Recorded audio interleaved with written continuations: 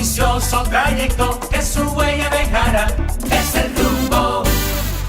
Señores, de regreso, ya son las 7:25 de la mañana y vamos a dar inicio al bloque de comentarios y es el turno de nuestro coordinador, el señor Elvin Castillo. Bueno, gracias a Danira y gracias a la gente que nos sintoniza desde temprano, ese chat de YouTube que está encendido como todos los días y gracias a toda la gente que nos prefiere y nos elige. Miren, yo voy hoy a comentar este tema del apresamiento en el día de ayer del expresidente de Honduras, Juan Orlando Hernández, quien evidentemente es la noticia del día. Estuve ayer husmeando en varios periódicos hondureños tratando de ver distintos abordajes periodísticos de esta información que evidentemente es la portada de todos los diarios, incluso a nivel global, en el día de hoy. Y es la portada porque evidentemente no es normal que un expresidente, sobre todo tan reciente como el señor Orlando Hernández, que apenas tiene 20 días que acaba de salir de la presidencia para entregarle el poder a Xiomara Castro, ya haya sido arrestado en una petición de extradición por parte de los Estados Unidos de Norteamérica. Se le presentan 3 cargos generales al señor Juan Orlando Hernández, o Hop, como se le conoce en Honduras, Josh.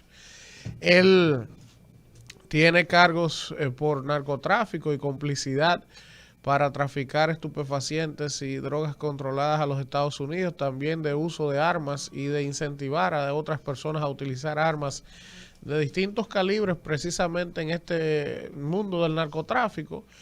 Y cuando uno ve que un presidente de la República, sin importar el país que sea, se vincula a estos niveles en ese tipo de actos delictivos, la verdad que uno no termina de sorprenderse.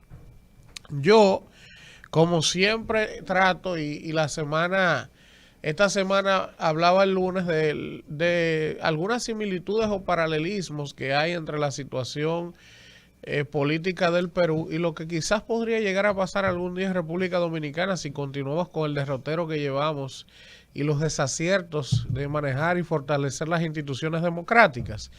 Cuando veía esa imagen del día de ayer del señor Juan Orlando Hernández, que le ponía ese chaleco, le esposaban las manos y le esposaban los pies, yo tuve una regresión y dije, Dios mío, pero ¿qué tanto hace la gente por dinero, por poder, para llegar a estos niveles de verse? Porque yo no creo que pueda haber, bueno, después de la muerte, evidentemente, que es lo peor que le puede pasar a un ser humano, pero exceptuando la muerte, no puede haber una escena más avergonzante humanamente que lo que le ocurrió a ese señor en el día de ayer en Tegucigalpa. Usted ver este operativo, este aparataje de militares, policías, después de usted tener 20 días solamente de haber salido de la presidencia y verse con ese nivel de exposición y de vergüenza ante sus conciudadanos. La verdad que yo veo esas escenas y las repito y digo, pero ¿cómo es que una persona puede llegar al poder a ponerle la cabeza tan loca para llegar a actuaciones como esas? Entonces, evidentemente, quiero decirles lo siguiente. Habrá gente que dirá, no, ese tipo de cosas no ocurren en República Dominicana, no han ocurrido. Pero déjenme contarles, o déjenme decirles, sin ánimos de presagiar ni de tener una bola de cristal, que ustedes no pueden sorprenderse si en algún momento los Estados Unidos de Norteamérica hace eso mismo que hicieron ayer con el señor Juan Orlando Hernández, con algunos actores políticos de este país. Y yo les voy a explicar el por qué. Ese modelo de Juan Orlando Hernández ya tiene antecedentes con el caso de Manuel Antonio Noriega en Panamá. Y tiene similitudes porque, por ejemplo, tanto Noriega como Hernández fueron aliados incondicionales de los Estados Unidos, apoyados por el gobierno de los Estados Unidos. Incluso Noriega en aquella década de los 80 era un enlace y tenía vínculos directos con la CIA, se entrenó en la Escuela de las Américas, famosa. Era un agente de Estados Unidos en Panamá y le servía para distribuir armas a contrainsurgentes en toda Centroamérica en aquellos años de tanta inestabilidad en la región. Pero al mismo tiempo de que hacía eso y le servía como agente a la CIA y a Estados Unidos, entonces era el principal narcotraficante que había en Panamá. tenía vínculos con el cartel de Medellín. ¿Y qué hizo Estados Unidos? Le dio soga hasta que se la aló.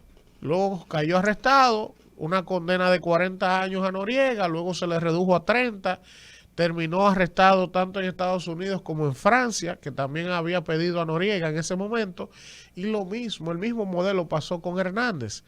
Hernández era un protegido de los Estados Unidos, hicieron muchísimas diabluras para mantenerse en la reelección cuando fue por ella en el 2017, para mantenerlo, desconociendo un fraude evidente que cometió en esas elecciones para mantenerse, y Estados Unidos lo respaldó y ahora lo piden extradición. Entonces, cuando yo le digo a ustedes que no pueden descartar el hecho de que en algún momento algunos políticos o políticos de altísimo nivel de este país se vean ante semejante humillación, es por el hecho de que en estos países hay un denominador común. Esa debilidad institucional que tienen los países de América Latina, ese modelo presidencialista, que cuando estos individuos llegan al poder se creen todopoderosos, y que la Constitución yo hago lo que me da la gana, y que mis hermanos hacen lo que le da la gana. Por ejemplo, el hermano de Juan Orlando Hernández, Tony Hernández, está preso a cadena perpetua por narcotráfico en Estados Unidos. Y ustedes me van a decir a mí que en República Dominicana, cuando los presidentes se endiosan, que se sienten por encima del bien y del mal, que hacen lo que entienden, hacen lo que quieren, y hay para muestra más de un botón, ¿qué no se ha estado diciendo de pasadas gestiones recientes de este país, que hacían familiares y hacían militares y hacían lo que sea? Entonces, ¿qué nos lleva a nosotros a pensar o a no pensar que así como se les indica vínculos en actos ominosos de corrupción, también no había vínculos con carteles de narcotráfico y todo lo que tenga que hacerse? Porque el poder todo lo puede, y cuando estamos en el poder sin controles algunos, perdemos incluso la noción del tiempo. Y pensamos que el poder es eterno, y el poder no es eterno. Y recuerden que cualquier tipo de vinculación que se tenga o que hayan tenido políticos locales, Estados Unidos los tiene rastreados, los tiene documentados, sabe lo que hacía y lo que ha hecho y lo que hace todo el mundo. Por eso le digo incluso al presidente actual, tenga cuidado de sus entornos. Los entornos son peligrosos para los presidentes. Mucha gente que se siente con poder comienza a hacer cosas a veces que el presidente no sabe, y en otras ocasiones el presidente también lo sabe.